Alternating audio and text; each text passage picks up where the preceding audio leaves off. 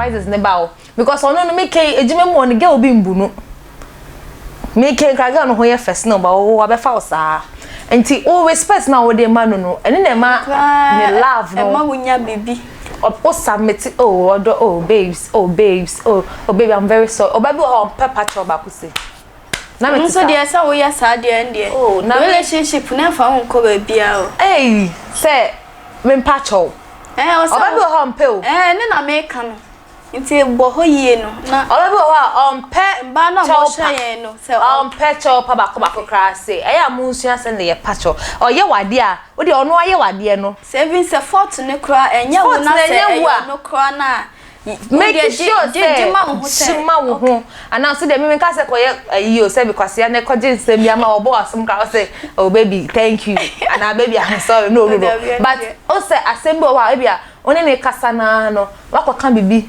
amani bu fuba no oh baby I'm sorry like I won't repeat this again I won't say it again so what I say but oh baby wo ha o so chiro papa me de o better me lies I make come out and chamber me wia no I say sorry ai so what I say na dey be bia na say I was say ma wo hu say e bia na wo ye na nye okay but mama we hu na me ka sorry I mean say sometimes next time we be repeat and you say make us sorry cho we was say man who say oh this and that but you were wrong but you know but obabi wo so on ye be ma bi wo no o kasa ase ni bisa be futi de o ka sorry no eti but obi be shia me dia me de make us sorry ni dia me who say what you did no it's wrong and you know on kano in an angry way oh e bia asem ni to etwa na like wapa na cho ewie na ibi ade acheso no baby na wo kwa dan da wo ye ne tanya na nya me fault o fault na wa twetwe mu nsema na ase woni obo ye pie na makopap na wa yele ho sa na ontwu na okotwi ba afoforo ne ya so sana asem ni sana be yo but umudru fe na ka say oh babes we dey wan ya ade kwa na asem no onim say ubetwi oba nka wa say uja me fie. You get it. Okay. And I am we twice what imam Bresojon says sex. Okay. Ana e dey can inconform you know ebo. And yes sir netie. It's just that it's no bia ni feelings any senia what here. Obi o wa obepe sex, obi o wa or mini sex obi so ho ye multi sex. Okay. Multi sex and you dey oba cheche yemu yi. Oh, mama chile mu. Yembra submission we taking one by one submission na that be sex no yeah okay see ka so be a multi sex a nya me terms nti wotimi use multi sex a you be a anopa o de ma na obeje ewia o de ma na obeje enumro o de ma na obeje na ka say mini sex a onu na bia abi akosi a ho no multi sex a obi o pen na anopa ewia enumre no oba no na o pen sa ana say yo ba bi o ho a ope sex your man be so ope sex obi so timi koshi obi a onu so obi a oba ne per sex ba man so per sex and dia no pe ne awie numbre anadwunwa na etai so yeah so to say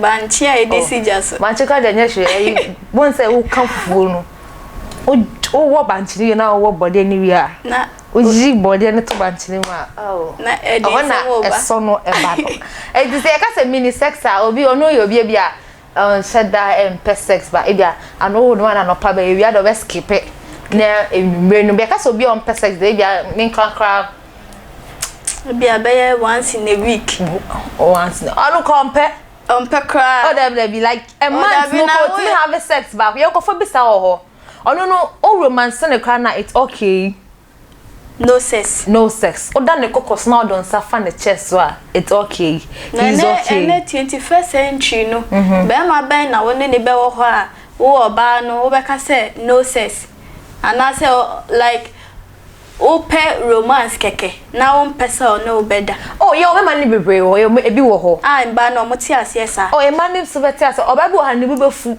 say ne de me be sra kodwo kra no I say me de me sato no so no nani age na me de ase me nje kra o ma no ti ase a Ghana ha be ma ne de oh ebi beti ase e ma Ghana ha no mu na ade na ya mo bu o mo sa ebe mu ye o ko se de na se o mu si ye no say ye won say yes say obi wo ho a ogigi nanim a but obi on gigi nanim so enye sa not obi so ogigi nanim so enye sa not obi beti me share gas me na sex but when you get to know the person doesn't like it. And now in a relationship, you know, if two spouses are busy, you forget sex.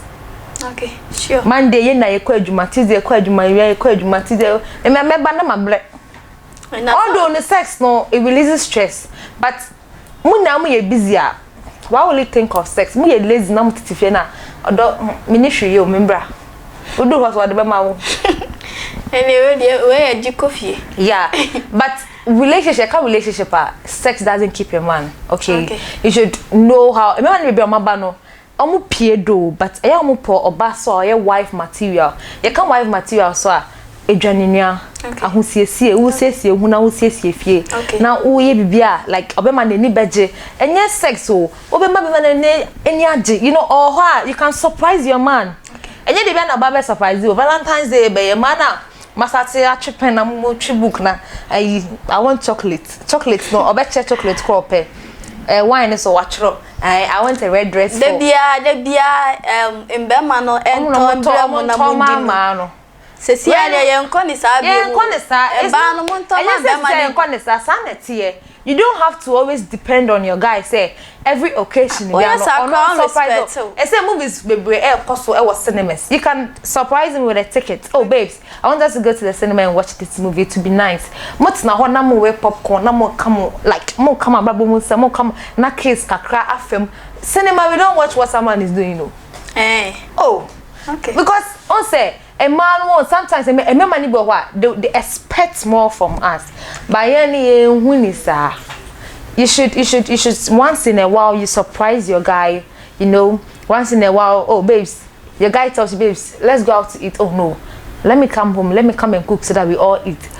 Oh babe, can you come and grind the pepper for me? Can you blend this for me? You know, it's nice. But let's go to KFC. Okay.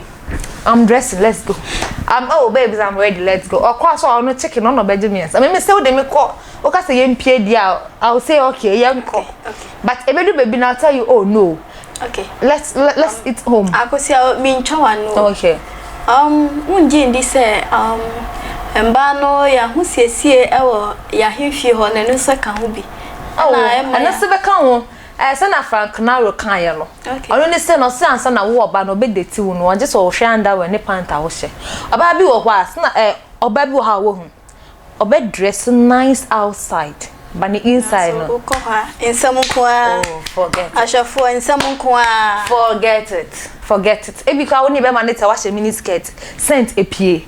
Wa hye mini skirt so a wo nim tena se wan yesi no wa yesi. Na be ma ne te ho. Na bi abema no wa ka asem osere odiniti. Oh, say common. Na was say common. Because saints appear. Oba bi wo so ani underwear won.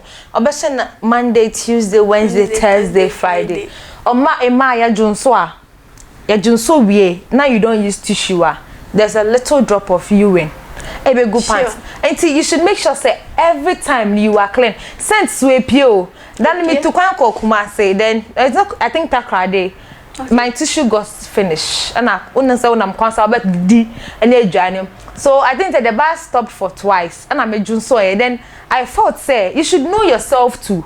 I thought say Saint me home. So I had to stop the driver and change myself. Okay. So obabi on tene ho on te ne motom krabo on. Na ahusiesie onim you know onim obabi on twitwi nim nufu ase obemma yi so eya mema no what I know. But what didn't suffer how make a member no more recacra. As a old mea no more not a cotifin.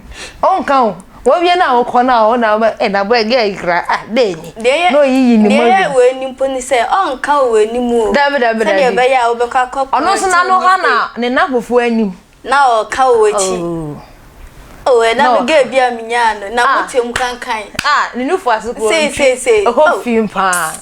And I'll be so that's why you should make sure say wa him fie ho no mo no ehofua okay it is yeah design yen design keke oh mon design so we obi ho person be okay and when you so at the sense ba because udwa we are ehoefu obi ho onya time empepa ne ho okay enti apepa ya on pepa ho yie ehoefu akoye se wowura kwayem na o coins 20 pesos atokwa ye nim ebe na we hu age wo biebiem emufin nti eya efi wo obi so okodware a onya time entwitwi ho it's bad.